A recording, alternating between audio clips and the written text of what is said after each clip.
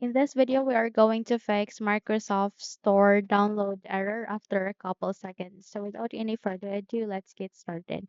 First of all, the first solution that you can do is that you need to sign out your account.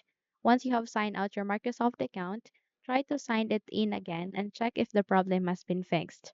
And if not, you need to navigate to the next solution, and that is to run the troubleshooter for Windows Store apps. Navigate at the start, make a right click, scroll up, and click on Settings.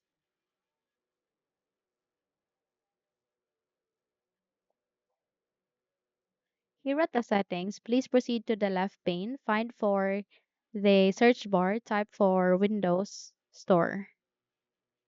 Then wait until you can see a result where you can fix or where you can run the troubleshooter for Windows Store apps. Click on it, and then once a new window would be appearing, click on next so that you can run the troubleshooter.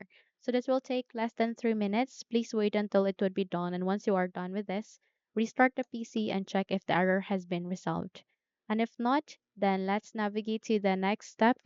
And that is you need to clear your Microsoft Store cache. Press Windows key and R key again. This time, please type for this run wsreset.exe. Click on the OK button.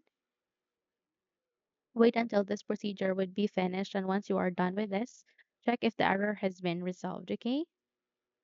That's it. If you found this video helpful, kindly like and subscribe. You may also click or turn on the notification bell so that you will be notified for more upcoming tutorials. Thank you and have a good day.